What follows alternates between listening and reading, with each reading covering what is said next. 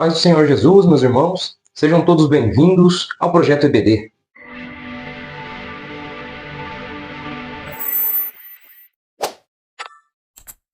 Meus irmãos, na aula de hoje nós estaremos abordando a lição 8, nós estamos estudando o livro de lições bíblicas da CPAD. Hoje nós estaremos abordando o tema confessando e abandonando o pecado. Você, por favor, acompanhe-nos nessa leitura. Nós vamos ler o texto áureo que se encontra no livro de Provérbios, no capítulo 28, versículo 13, que diz assim: acompanhe aí na sua tela ou abra sua Bíblia juntamente comigo para que você estude esta palavra em nome de Jesus.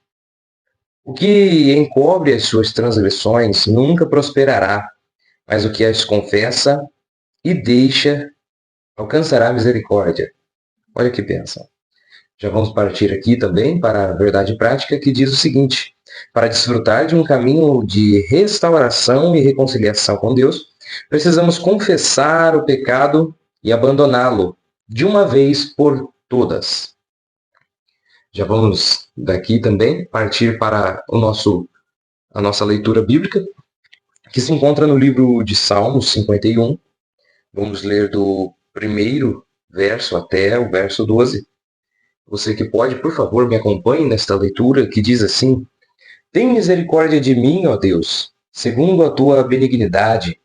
Apaga as minhas transgressões, segundo a multidão das tuas misericórdias. Lava-me completamente da minha iniquidade e purifica-me do meu pecado, porque eu conheço as minhas transgressões e o meu pecado está sempre diante de mim. Contra ti, somente pequei, e fiz o que aos teus olhos é mal, para que sejas justificado quando falares e puro quando julgares. Eis que em iniquidade fui formado, e em pecado me concebeu a minha mãe. Eis que amas a verdade no íntimo, e no oculto me fazes conhecer a sabedoria. Purifica-me com o hisopo, e ficarei puro. Lava-me, e ficarei mais alvo que a neve. Faze-me ouvir júbilo e alegria, para que gozem os ossos que tu quebraste. Esconde a tua face dos meus pecados, e apaga todas as minhas iniquidades. Cria em mim, ó Deus, um coração puro e renova em mim um espírito reto. Não me lances fora da tua presença, e não retires de mim o teu Espírito Santo. Torna a dar-me a alegria da sua salvação e sustém-me com um espírito voluntário. Agora, meus irmãos, vamos fazer uma breve leitura no livro de 1 João, no capítulo 1. 1 João, capítulo 1, que diz: se dissermos que não temos pecado, enganamos-nos a nós mesmos, e não há verdade em nós. Se confessarmos os nossos pecados, ele é fiel e justo para nos perdoar os pecados e nos purificar de toda injustiça. Se dissermos que não pecamos, fazemo-lo mentiroso, e a sua palavra não está em nós. Meus irmãos, hoje o assunto que nós estamos abordando aqui é um assunto que recorre desde o início da humanidade. Desde que Deus cria o homem, nós vamos ver que Deus cria o homem um ser perfeito, mas o homem peca contra Deus, o homem erra. E quando nós estamos falando de pecado, quando nós estamos falando de pecar, nós estamos falando de errar o alvo, cometer um erro. Muitas das vezes pode ser um erro gravíssimo, um erro talvez irrelevante, mas que possa futuramente trazer graves consequências. Quando a gente fala de pecado, a gente entende que existe sim algumas diferenças entre alguns pecados. Alguns pecados são mais graves que os outros, porém, todo pecado levará ao mesmo caminho.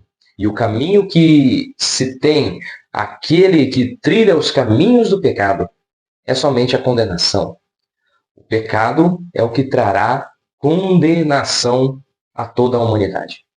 Mas, porém, aqui diante a palavra de Deus, nós vamos aprender e compreender que o confessamento, o abandono do pecado, por mínimo que ele seja, Isso nos trará de volta a intimidade com Deus. Né? Todo o cristão em sua jornada, ele vai ter que lidar em algum momento da sua vida com o pecado.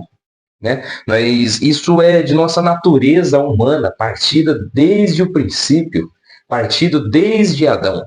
Então, o que nós observamos é que, principalmente lendo Romanos capítulo 5, nós vamos entender que através de um homem, o pecado entra no mundo, e assim todos pecam.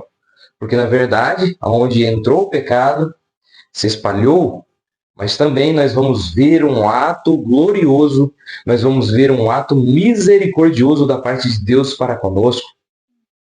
Essa palavra se encontra no livro de João, o Evangelho de Jesus, no capítulo 3, versículo 16, porque Deus amou o mundo de tal maneira que deu o seu Filho unigênito para que todo aquele que nele crê não pereça, mas tenha a vida eterna. Ou seja, outrora, antes do sacrifício de Jesus, foi-se dado a lei aos judeus para que pudessem ser cumpridas, mas o ato da lei, né, a questão de queimar animais para a justificação de pecados, nunca poderia trazer a justificação completa. Foi-se necessário um sacrifício perfeito, e esse sacrifício a gente encontra na pessoa de Cristo Jesus quando aqui na Terra. Ou seja, durante a nossa vida, a nossa natureza pecaminosa muitas das vezes pode se aflorar.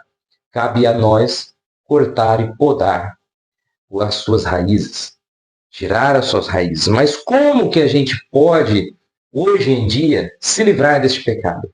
Confessando-o e o abandonando. Mas vamos aqui então entender que o inimigo sempre vai tentar nos acusar dos nossos erros que cometemos. Mas precisamos lembrar de que o sangue de Jesus Cristo purifica-nos de todos os nossos pecados, conforme 1 João 1,7. O sangue de Jesus é o que nos purifica de nossos pecados, nos lavando e nos tornando limpos, alvos como a neve. Meus irmãos, vamos para o primeiro tópico dessa lição. Nós iremos falar um pouco mais sobre a confissão de pecados. Acompanhe aí na sua tela, por favor. Diz, definição.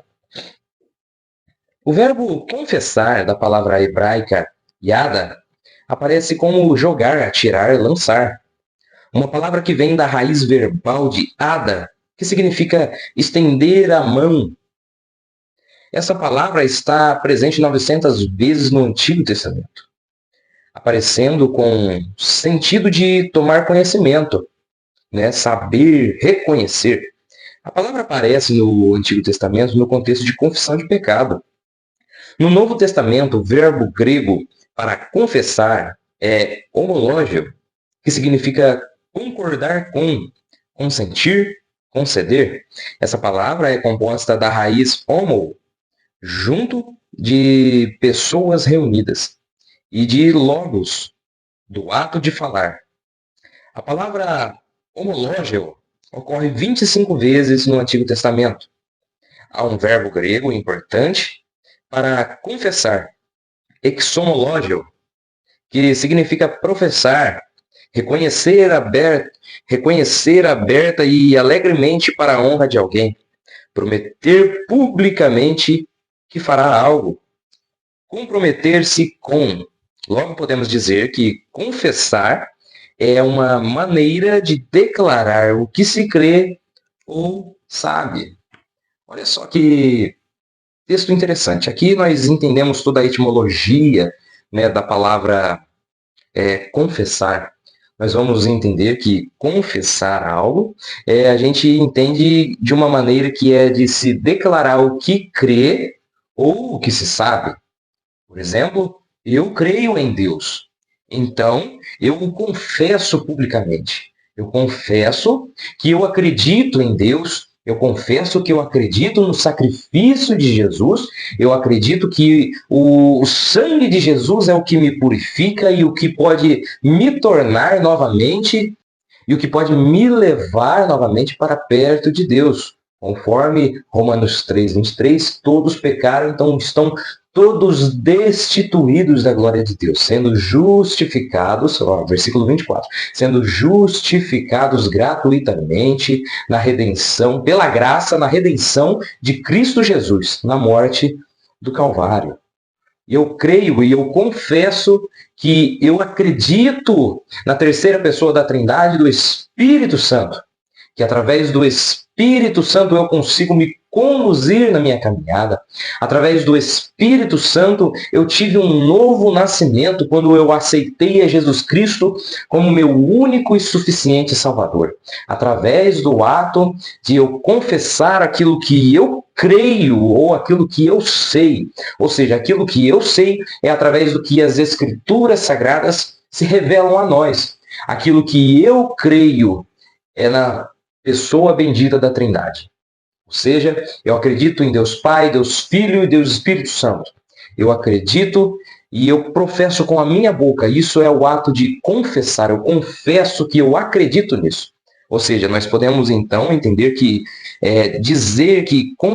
nós podemos dizer que confessar é uma maneira de declarar o que se crê e o que se sabe. Então, nós entendemos toda a etimologia, a palavra original, né? Lá nas palavras hebraicas, né? Do Yada, o Ada. Nós entendemos também as palavras gregas, né? Que foram agregadas no Novo Testamento, né?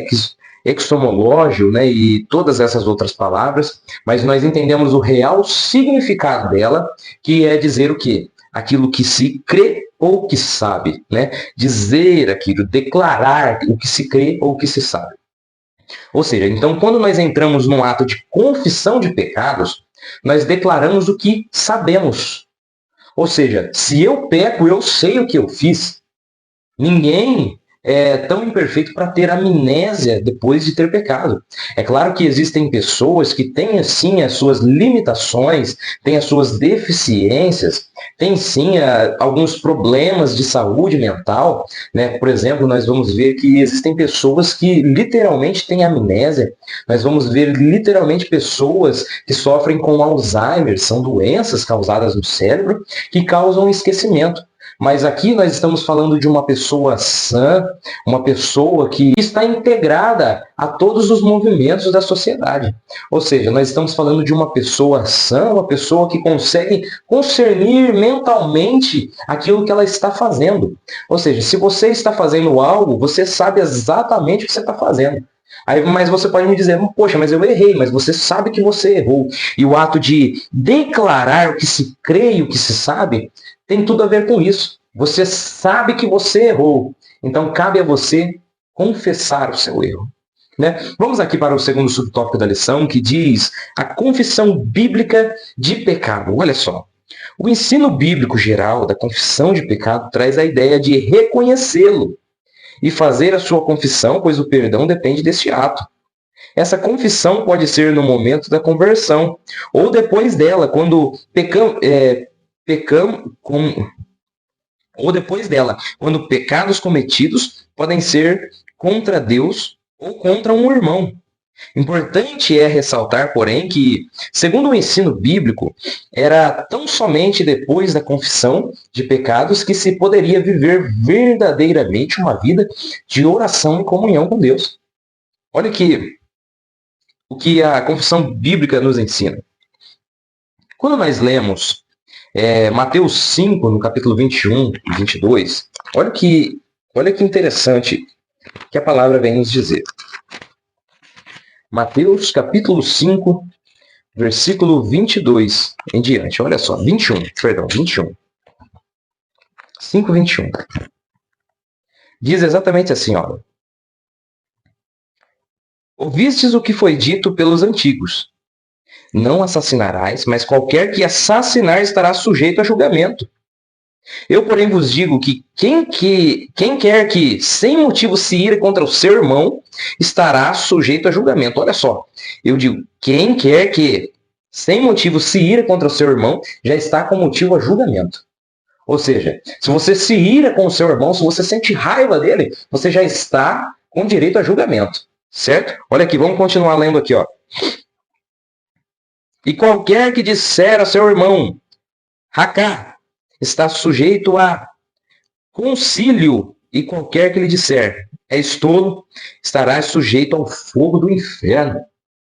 Olha que peso que traz isso, né? Racá é um termo injurioso, vil, desprezível, né? Ou seja, se você despreza o seu irmão, se você age com ira com ele, com um termo injurioso para com ele, se você chama ele de idiota, conforme diz aqui a Bíblia, ó, se você fala para ele, você é tolo, idiota, outras traduções dizem, se você fala para o seu irmão que ele é um idiota, olha aqui o que diz aqui, ó, final do versículo, estará sujeito ao fogo do inferno. Olha que peso que tem isso. Você entende, então, que este confronto que a Bíblia está te dizendo, não ire contra o seu irmão, senão você estará sujeito ao fogo do inferno. Você tem que, a todo momento, confessar o seu pecado. Ou seja, você está com raiva de alguém, chega nessa pessoa e fala para ela. Ó, eu não gostei disso que você fez. Eu fiquei irado. Eu me senti mal pelo que você fez. Mas não olhe para o seu irmão e diga palavras desprezíveis para ele. Porque aqui, à luz dessa Bíblia, Mateus capítulo 5, versículo 22, se tu falar, professar para ele palavras de injúrio, né, desprezível, tu está destinado ao fogo do inferno, meu irmão. E o pior é que tem aquelas pessoas orgulhosas. Eu não retiro nada do que eu disse. Não é assim. Não é assim que um crente se porta. Não é assim que uma pessoa que segue os padrões da Bíblia deve viver. Não é assim não é assim que deve seguir uma pessoa que vai na igreja e diz, eu vou na igreja, eu sou crente, mas você está indo lá ou você está praticando o que você aprende lá? É uma questão totalmente que deve ser adquirida por todo ser humano. Vamos aqui então para o terceiro subtópico que diz o símbolo da confissão do pecado. No ato da confissão de pecados, a pessoa reconhece de maneira autônoma os pecados cometidos e que por isso se encontra indigna de estar na presença de Deus. Ela reconhece a sua natureza pecaminosa diante do Altíssimo. Então, em arrependimento sincero e em confissão, busca o que lhe é garantido por meio da palavra de Deus, o perdão. Assim, quem experimenta o ato sincero e humilde da confissão de pecado alcança a misericórdia de Deus.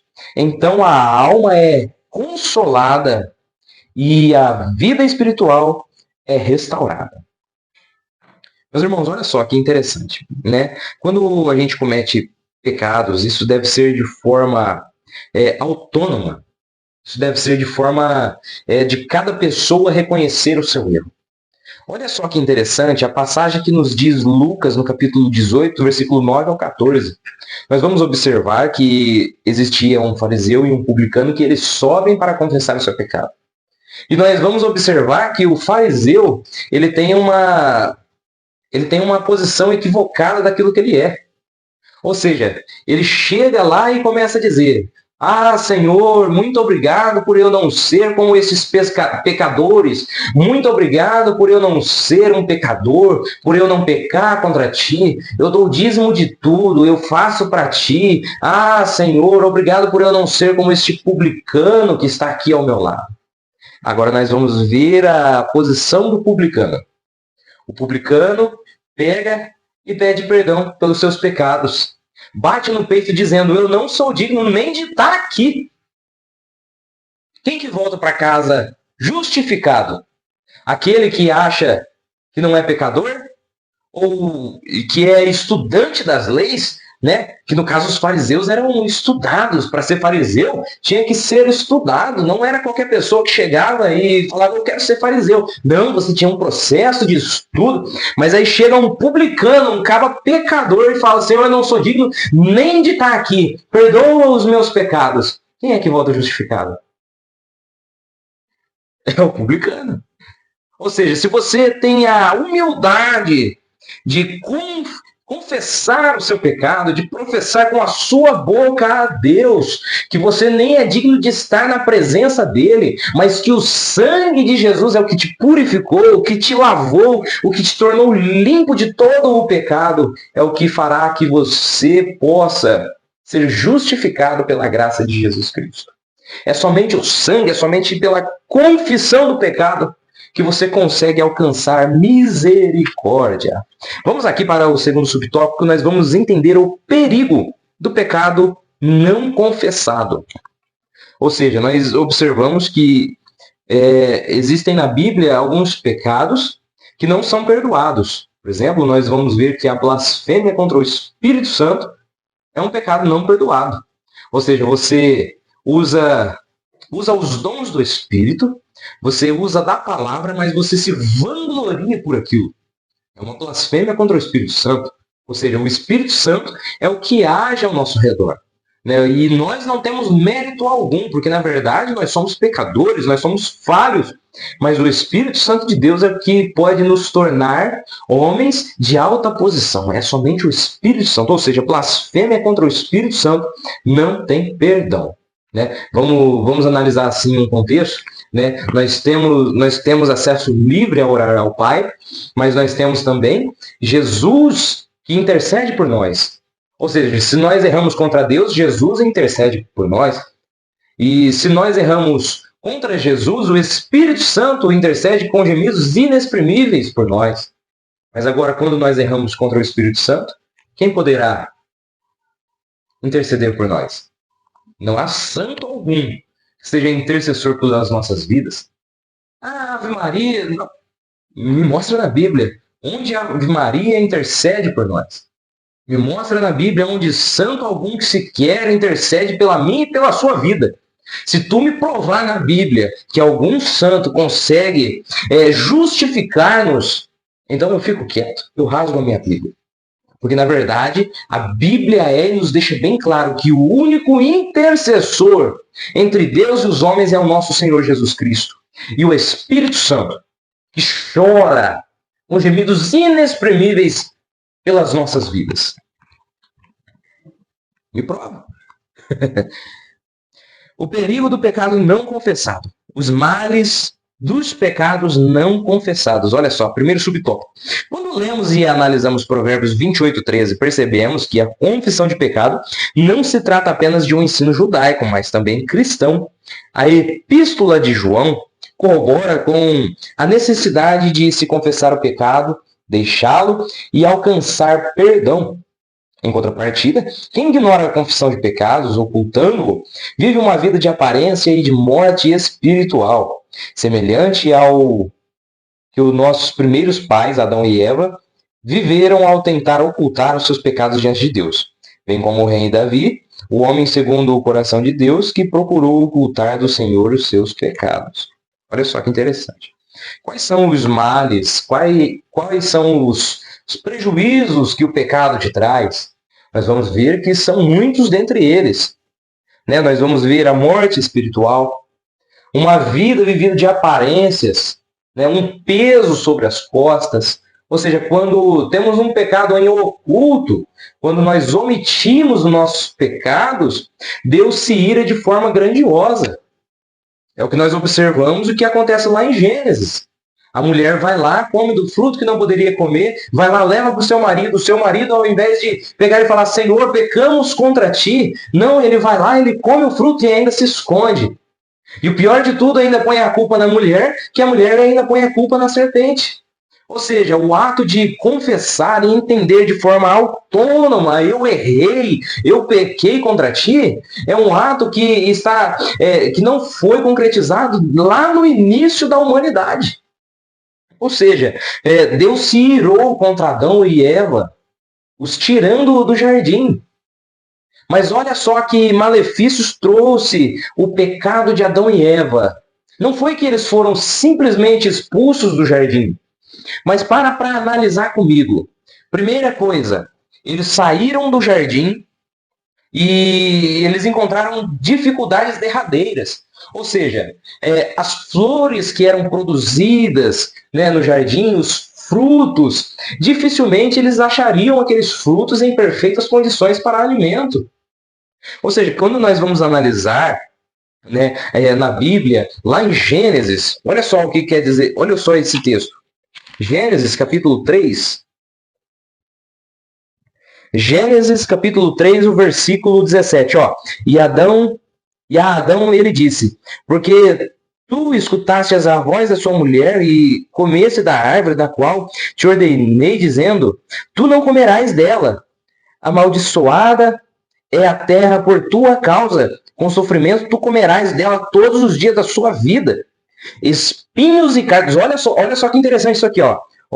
Espinhos e cardos também produzirá para ti, e comerás a erva do campo. Olha só, versículo 19. No suor da tua face comerás o pão, até que os retornes a terra, pois dela tu foste tirado. Porque pó tu és, e pó tu retornarás. Olha que peso que trouxe o pecado para Adão e Eva. Olha só o que Deus disse para a mulher. Olha aqui no versículo 16. Eu multiplicarei grandemente o teu sofrimento e a tua concepção. Com sofrimento terás filhos e o desejo será para o teu marido. E ele governará sobre ti. Ou seja, eram duas pessoas distintas que tinham liberdade num jardim, mas agora que, na verdade, por ação do pecado, o homem vai ter que trabalhar para conseguir comer e a mulher conceberá um filho com dores e sofrimento. Olha o peso que trouxe o pecado da omissão. Eles não confessaram, mas colocaram a culpa em outras pessoas. Adão colocou a culpa tanto na mulher quanto em Deus. O que Adão falou para Deus? Senhor, eu comi um fruto porque a mulher que o Senhor me deu fez isso comigo. Ou seja, a confissão de pecados tem a ver com você entender que você errou. Ou seja, somente assim se pode ser perdoado. E aqui a palavra que nos diz é que a terra começou a produzir espinhos e cardos. Ou seja, não tinha pestilência, não tinha ervas daninhas, né, que prejudicavam a horta. Mas ali nós vamos ver que os espinhos começam a aparecer na terra. Agora pensa, para analisar comigo o grau de intensidade que foi esse pecado. Eles saíram e dificuldades na agricultura encontraram, com espinhos, cardos. Agora nós vamos observar por um outro lado. Os animais que viviam em total os animais que viviam com eles em total pacificidade. Nossa, pacificidade. Os animais que viviam com eles de forma pacífica já são predadores deles. Já tentam os matar. Imagina Adão se deparando com um leão doido para devorá-lo. Imagina quantas coisas eles não passaram por consequência do pecado. E o pior delas, você já imaginou ser expulso daquele jardim todo bonito, todo perfeito, mas que todo entardecer o Senhor descia lá e conversava com eles. Mas agora Adão foi expulso do jardim, Eva foi expulso do jardim, e agora nós vamos observar que Deus já não desce mais como descia antes. Ou seja, a agricultura já deu problema, porque já encontrou dificuldades. Os animais viraram predadores terríveis. Eles tiveram que trabalhar para comer. Eles tinham de tudo. Agora o suor do trabalho é o que fará com que eles possam sobreviver. E agora outro ponto, a presença de Deus que descia em todo o entardecer. Onde está a presença de Deus? Ou seja, eu te digo, olha aqui para mim. Se você não confessar o teu pecado, se você omitir aquilo que você fez de errado, tu vai ter consequências gravíssimas. Não queira isso para a sua vida, mas que nós podemos ter o desejo de estar ante a face de Deus. Mas para estar ante a face de Deus, nós devemos reconhecer os nossos erros. Vamos para o segundo subtópico, a segunda parte que diz as consequências do pecado de Adão e Eva. A realidade bíblica do pecado pode ser vista no primeiro casal, Adão e Eva, quando pecou e por isso recebeu sentenças devidas. Além disso, nossos primeiros pais perderam o direito a viver no ambiente mais perfeito e belo que Deus criou. Por isso, na vida de Adão e Eva, há consequências trágicas do pecado, tais como a alteração das condições físicas de ambos e a transição da natureza imortal para a mortal. Diversas tentações no gênero humano e na natureza. Assim, sabemos que as consequências do pecado de nossos primeiros pais não se limitaram a eles, mas perpassaram a todo o gênero humano e natural. Olha que coisa. Ou seja, o pecado entra no mundo por Adão e Eva, né, pelo pecado de um, todos foram contaminados. E qual que é o preço do pecado? Qual que é o salário do pecado? A morte. O pecado pode te levar tanto à morte espiritual, em terra, quanto também à morte física, mas também à morte eterna. Ou seja, sofrimento eterno. Este é o peso que o pecado traz. E através do pecado de um, o pecado se espalhou por todos. Olha só. Terceiro subtópico, as consequências do pecado de Davi. O rei Davi pagou um alto preço com o seu pecado. A Bíblia mostra que por isso a espada não sairia da sua casa. Os capítulos 11 e 12 de Samuel, 2 Samuel revelam um conflito e o senso de culpa que marcavam a vida de um homem que, por um certo tempo, ocultou o seu pecado, trazendo-lhe enfermidades morais e aflição que o levavam a gemidos. O Salmo 32 mostra que, por se manter em silêncio, não confessando o seu pecado, Davi enfraqueceu cada vez mais, perdendo o vigor espiritual. Já o Salmo 51 mostra a confissão de pecados do rei, reconhecendo todos os seus erros a fim de que eles fossem perdoados e o salmista purificado. Ou seja, a palavra de Deus mostra a necessidade de confessar o pecado e deixá-lo para alcançar perdão e até mesmo sarar a alma através do perdão de Deus. Ou seja, o que Davi fez? O que Davi fez? Davi vai lá, ele vê a mulher de Urias, né, ele se encanta por Betseba, vai lá, traz ela para o palácio, adultera com ela e manda matar Urias. Ou seja, Davi pecou 2 vezes. E então, o que acontece? Nós observamos que Davi esconde aquilo de Deus. Davi não fala nada, fica quietinho. E a palavra vem nos dizer e vem nos mostrar as suas aflições, né, que o levaram a ter gemidos. Né? Ou seja, nós vamos ver que o pecado ele trouxe enfermidades morais e aflições para Davi. E somente pela confissão do pecado é que Davi alcançou a misericórdia de Deus. Porém, as consequências ainda foram graves. Nós vamos observar que Deus fala, Davi, a espada não vai sair da sua casa. Ou seja, guerras e guerras, lutas e lutas ainda seriam travadas. Ou seja, a paz não reinaria ali por causa do peso do pecado. Vamos para a terceira parte da lição, que diz a confissão de pecado, um caminho de cura e restauração. Vamos para o primeiro subtópico da terceira parte, que diz, confessando o pecado a Deus. Segundo o ensino bíblico, a confissão de pecados deve primeiramente ser dirigida a Deus por intermédio de seu Filho, pois só ele pode perdoar os nossos pecados. Ao longo do seu ministério, o Senhor Jesus disse à mulher pecadora, os teus pecados estão perdoados. Na oração do Pai Nosso, o Senhor Jesus ensinou, Pai, perdoa-nos as nossas dívidas, assim como nós perdoamos os nossos devedores. Em 1 João 1, lemos que os nossos pecados devem ser confessados a Cristo. Dessa forma, perdoar o pecado é uma prerrogativa de Deus Pai, por intermédio do Senhor Jesus, mediante a sua obra no Calvário. Ou seja, quando nós confessamos os nossos pecados, nós estamos confessando a Cristo, que Cristo morreu por nós na cruz do Calvário. Outro ato também que fará com que não alcancemos perdão de Deus é a questão do próprio perdão. Se não perdoarmos os nossos irmãos, como diz aqui na oração do Pai Nosso, olha só, perdoa-nos as nossas dívidas, e em algumas traduções, perdoa os nossos pecados, né? Assim como nós perdoamos a quem peca contra nós, né? Ou seja, perdoa as nossas dívidas, assim como nós perdoamos os nossos devedores. Quer dizer o quê? Que tem muita gente fazendo a oração do Pai Nosso hipocritamente. Pai, perdoa minhas dívidas assim como perdoa os meus devedores. Mas você não perdoa.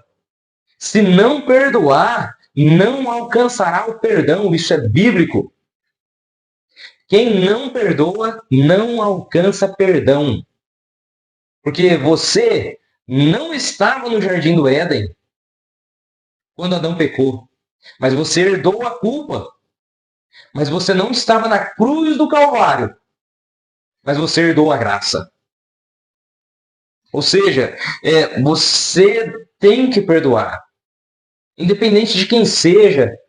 Seja o mal que seja que fizeram a ti, você tem que perdoar por amor a Cristo. Porque Cristo te perdoou. E se você está perdoado, você tem que perdoar também. De graça recebestes, de graça dai. Você foi perdoado pela graça. Não de graça, porque teve um alto preço, mas você recebeu de graça. Então perdoe de graça. Pela graça. Mas para você alcançar o perdão, deve ser unicamente mediante a obra de Jesus Cristo no Calvário. Segundo subtópico, alcançando cura e restauração. O texto áudio da presente lição nos lembra que ocultar o pecado é decidir trilhar uma jornada de sofrimento espiritual e emocional. Mas quem deixa de lado o orgulho e a soberba para trilhar o caminho humilde da confissão de pecado vive uma vida mais leve. Não há nada mais restaurador que desfrutar das misericórdias do Senhor. Não há nada mais consolador do que confessar o pecado e deixá-lo definitivamente.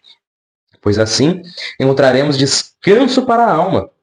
Todo este processo de confissão e abandono de pecado revela a eficácia do ministério da reconciliação de Deus por meio de Jesus Cristo. Quem faz assim, encontra o caminho de cura e restauração, conforme lemos nas palavras do salmista. Enquanto eu me calei, envelheceram os meus ossos pelo meu bramido em todo o dia. Confessei-te o meu pecado e a minha maldade não encobri. Dizia eu, confessarei ao Senhor as minhas transgressões. E tu perdoastes a maldade do meu pecado. Ou seja, a confissão do pecado é o único caminho para a cura e restauração do corpo, da alma e do espírito. Meus irmãos, nós concluímos aqui essa aula dizendo que em nossa caminhada cristã estamos sujeitos ao pecado. E encobri-lo e viver uma vida espiritual de aparência não é uma opção bíblica que deve fazer parte das nossas vidas, que deve fazer parte do nosso caminho. Né? Logo, uma jornada de perdão só é possível com a confissão do pecado praticado e a resolução de abandoná-lo. Ou seja, quando nós confessamos os nossos pecados e o abandonamos, nós vamos encontrar cura para a nossa alma, para o nosso espírito e até mesmo para o nosso corpo. Tu está vivendo vida de pecado? Tu vai só se enrascar. Salmos 42 nos diz que um abismo puxa outro abismo. Então, se você está vivendo uma vida de pecado, saiba que o pecadinho que você acha que é mínimo, foi só uma mentirinha, foi só um detalhezinho, saiba que esse abismo, por mais pequeno que ele seja, vai puxar outro abismo. Existem graus de pecados? Existem, sim. Existem pecados que são conscientes, são praticados, iniquidades, que Deus se ira de uma certa forma, de quem não sabe, não tem conhecimento e comete o pecado sem sabê-lo. Mas depois que aprende, confessa-o e o abandona. Existe, sim, diferença entre pecados, mas saiba que todo o pecado é um erro e todo este erro é o que pode te conduzir diretamente para o inferno. Cuidado com o pecado. Cuidado com o pecado. As nossas vidas são baseadas naquilo que nós confessamos diante de Deus. Para termos a vida eterna, é necessário que se confesse cada pecado a qual cometemos. Ninguém é perfeito, mas nós também não devemos ser orgulhosos de não confessarmos. Nós vemos na Bíblia a história de Naamã, que era um comandante do exército, e ele era um homem de postura, mas porém, dentro de sua armadura continha lepra. Ele escondia aquilo que lhe causava feridas. Mas aí nós vamos ver o profeta chegando nele falando assim para ele: tu vai ter que mergulhar lá no Rio Jordão 7 vezes. E Naamã se espanta e fala: puxa, mas perto daqui tem tantos outros rios melhores para que eu mergulhe. Por que justo no Jordão? Mas quando ele quebrou o seu orgulho, quando ele viu que ele deveria quebrar o seu orgulho e mergulhou nas águas do Jordão 7 vezes, ele foi curado daquilo que estava encoberto. Deixemos nós, meus irmãos, o nosso orgulho. Deixemos nós, meus irmãos, o nosso ego inflamado. E sejamos humildes para chegar diante de Deus e falar: Pai, eu pequei nisso, eu errei nisso. Se tu errou contra o seu irmão, se tu pecou contra o seu irmão, chega nele e fala: E eu não estou falando de irmãos só, de pessoas que são de longe, eu estou falando em maneira geral. Se você pecou contra a sua esposa, se você pecou contra seu filho, se você pecou contra o seu amigo, quem quer que seja, chega na pessoa e fala, eu pequei contra ti, eu errei contra ti. Nós vamos ver lá em Mateus capítulo 18, nos ensinando que se alguém pecar contra ti, chega na pessoa e fala, ó, não gostei disso e disso. Nós vamos ver em Mateus no capítulo 5, Jesus chegando e dizendo, ó, se você lembrar que o seu irmão tá magoado contigo, deixa a sua oferta no altar, vai lá, se conserta com ele, depois oferece a sua oferta. Porque, na verdade, a confissão de pecados deve ser para quem você pecou contra. Se você pecou contra Deus, confesse a Deus. Mas agora, se você peca contra o seu irmão, confesse ao seu irmão e confesse a Deus. Não sejamos nós orgulhosos, mas andemos segundo o caminho e a prática que a Bíblia nos ensina.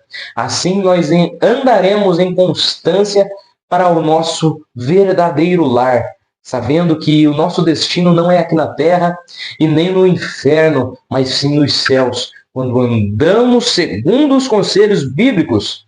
E este conselho é para você desta aula. Nós estamos na aula 8, falando sobre o tema confessando e abandonando o pecado. Confessa o seu pecado e o abandona. Assim tu alcançarás perdão divino e o perdão daquele contra quem você pecou. Amém, meus irmãos? Eu espero vocês para a próxima aula, no próximo domingo. Que Deus abençoe a vida de cada um de vocês. Que Deus possa prosperar o lar de vocês pela graça de nosso Senhor Jesus Cristo. Que esta aula venha ser para a edificação da sua vida e que possamos nós, a cada dia, sermos humildes de chegar a Deus e falar, Senhor, não sou digno, mas a tua graça, o sangue de Jesus é o que me purifica de todos os meus pecados. Amém, meus irmãos? Que Deus abençoe a sua vida e até o próximo domingo.